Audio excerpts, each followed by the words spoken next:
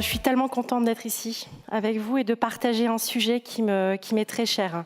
Donc, une pathologie qui affecte beaucoup de patients en France. Mais je vais déjà vous raconter un petit peu mon histoire. Donc, comme disait Mélissa, je suis orthopédiste et orthésiste.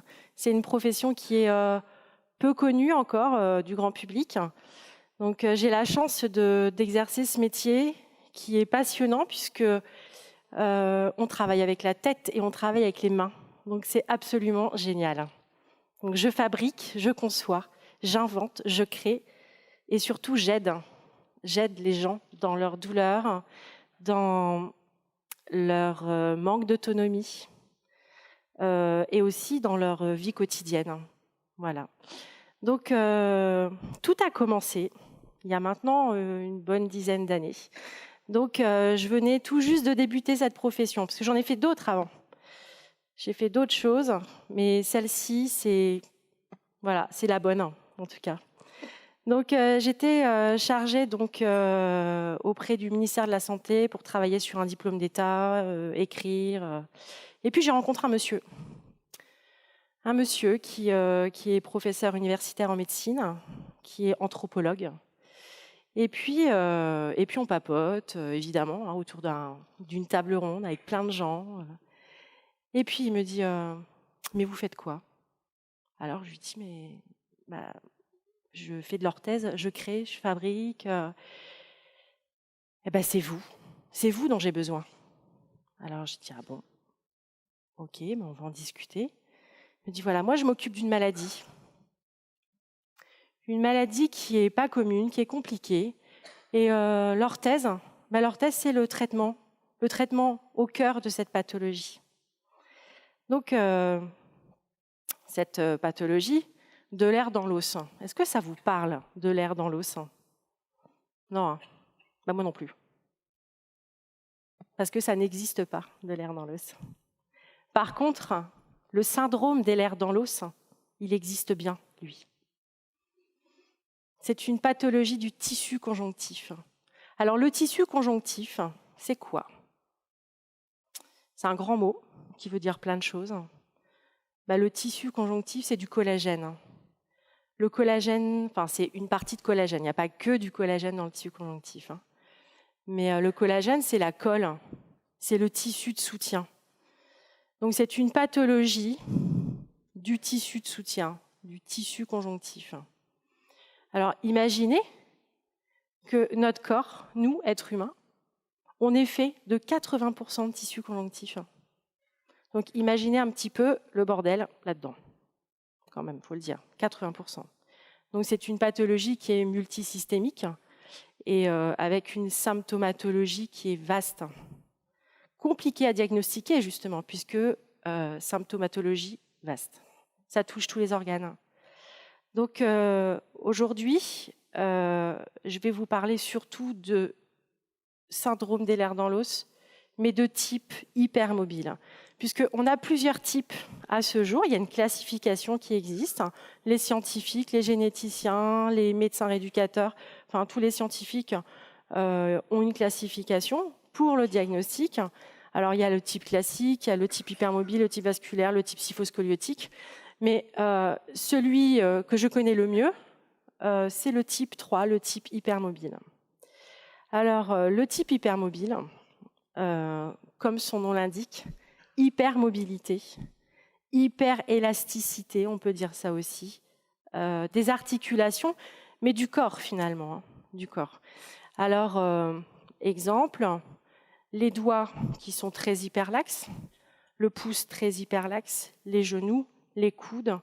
Donc, entorse à répétition, subluxation, luxation et surtout douleur. Douleur. Il y a même des soucis au niveau fonctionnel, situationnel. Quand je parle de situationnel, c'est par exemple se laver, prendre une douche, se laver les cheveux, lever les mains pour se frotter les cheveux, tout simplement. Et puis, la fonction, marcher, monter un escalier, tout ça, c'est compliqué. Et le pire, c'est que c'est une pathologie qui est invalidante, vous l'avez comprise, mais surtout ça ne se voit pas. Les gens, ils ont l'air en super forme, tout va bien. ils ont bonne mine. Donc en plus, on a du mal à les croire quand même. Donc voilà, pour les symptômes. Alors évidemment, il y a d'autres symptômes qui vont s'y ajouter. Il y a l'asthénie, la fatigue, les troubles viscéraux, enfin tout ce qui est viscères, cœur, poumons, enfin tout. Voilà. Et puis, pratiquement tous les patients sont des douloureux, mais douloureux chroniques. Donc ils vivent dans la douleur constamment. Et puis, un autre symptôme qui n'est pas connu, et d'ailleurs en médecine on commence à en parler un petit peu, même dans les universités, mais c'est pas encore dans les mœurs, c'est le trouble proprioceptif, le trouble de la proprioception. Est-ce que ce mot vous parle, proprioception? Pas du tout.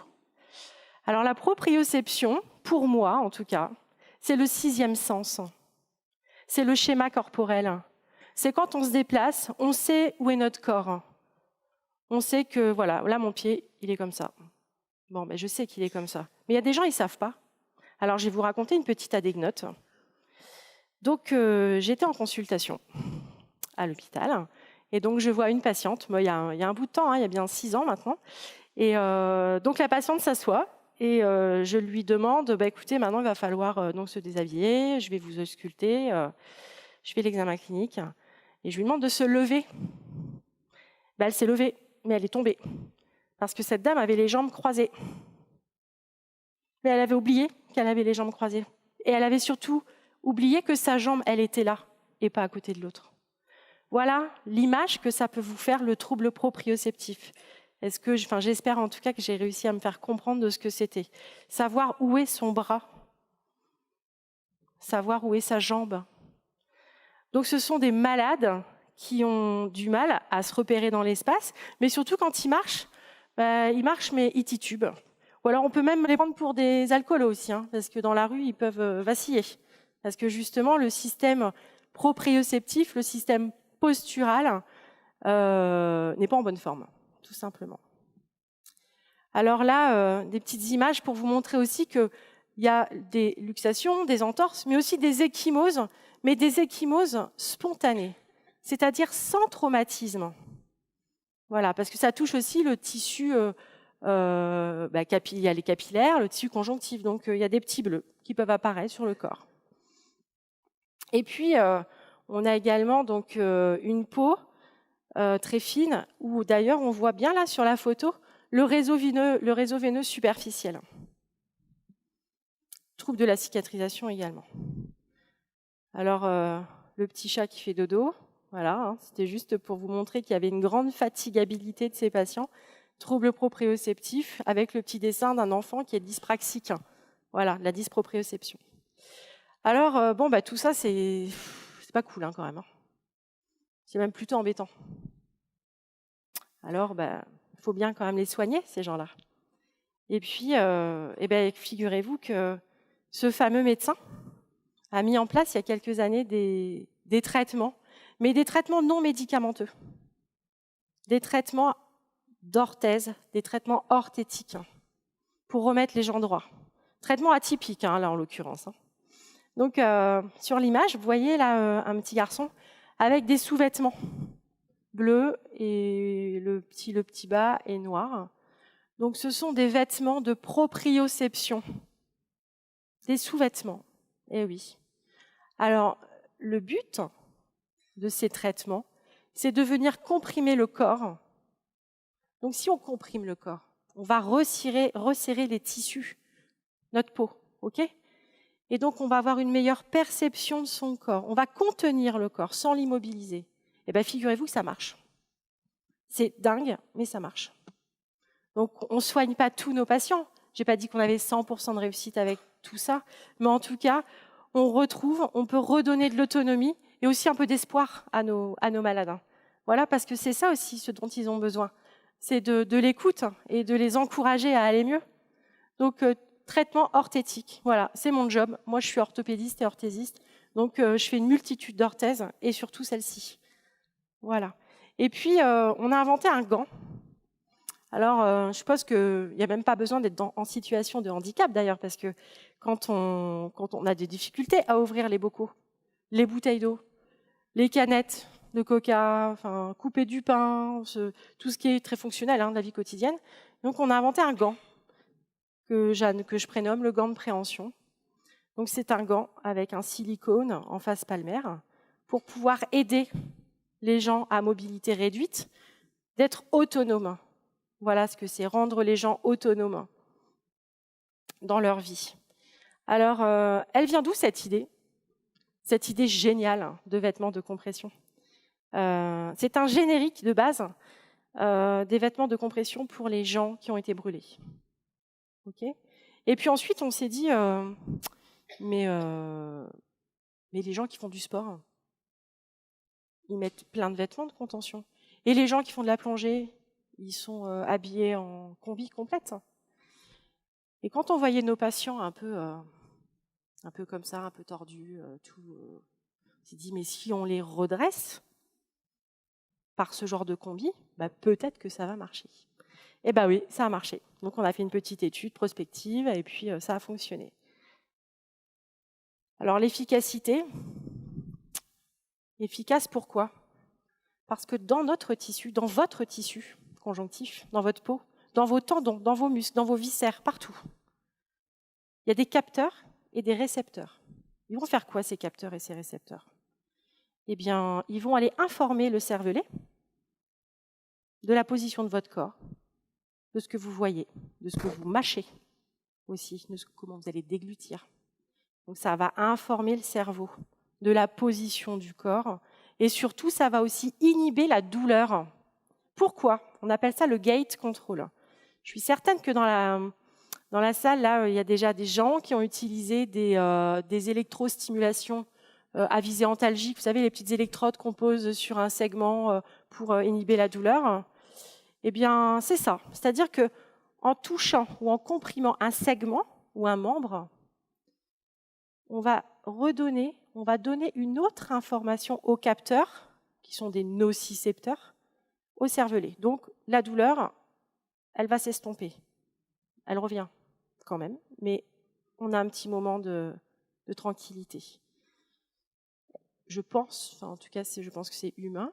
Quand on a mal, quand on se brûle, qu'est-ce qu'on fait? On frotte, on se touche.